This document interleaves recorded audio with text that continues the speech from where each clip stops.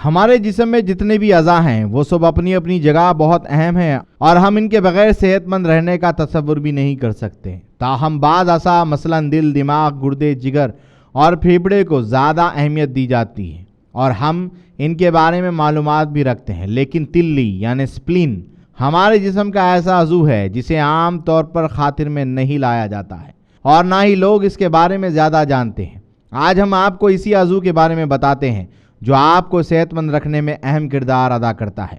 گردے جیسا لیکن چپٹا سا یہ عضو ہمارے پیٹ کے بائیں جانب کی جھلی کے نیچے 9ویں، 10ویں اور 11ویں پسلی کے نچلے حصے میں ہوتا ہے۔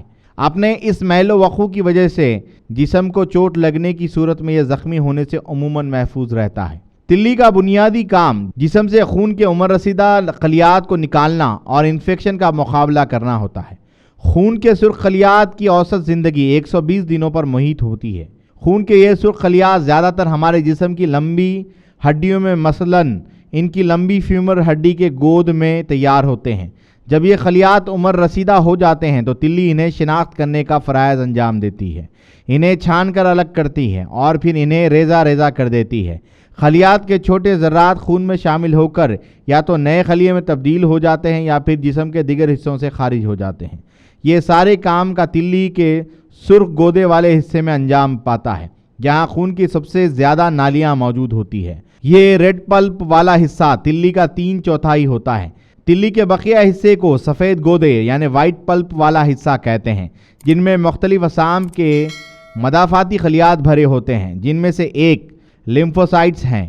مدافعتی نظام سے تعلق رکھنے والے یہ خلیات خون میں شامل ہو کر جسم پر حملہ ور ہونے والے جراثیم اور وائرسز کو دوران خون سے باہر کر کے انہیں تباہ کرتے ہیں۔ تلی کے سفید گودے والا حصہ ان خارجی خوردبینوں جسیموں کو ریزہ ریزہ کر کے انہیں ناکارہ ذرات میں تبدیل کر دیتا ہے۔ ہماری تلی، جسے تحال بھی کہتے ہیں، ایک پتلے نازک غلاف میں محفوظ ہوتی ہے جسے چوٹ لگنے سے نقصان کا بھی اندیشہ ہو سکتا ہے۔ تاہم قدرت نے اس کی حفاظت کے لیے اسے بائیں جانب کی نچلی پسلیوں کے نیچے رکھا ہے، لیکن کار کے تصادم، ایسے کھیل جس میں کھلاڑیوں کے جسم باہر ٹکرا سکتے ہیں اور چاقو سے لگنے والے زخم سے تلی پھٹ سکتی ہے۔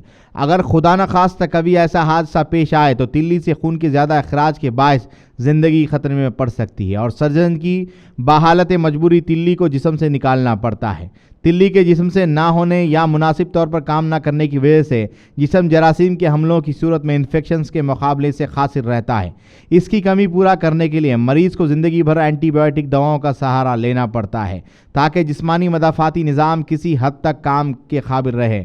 ان دواؤں کے مضر اثرات بھی ہوتے ہیں۔ انفیکشن سے جسم کو محفوظ کرنے میں اگر تلی کو بہت زیادہ محنت کرنی پڑے یا انفیکشن اسے قابو سے باہر ہو جائے تو پھر تلی کی جسامت بڑھ جاتی ہے۔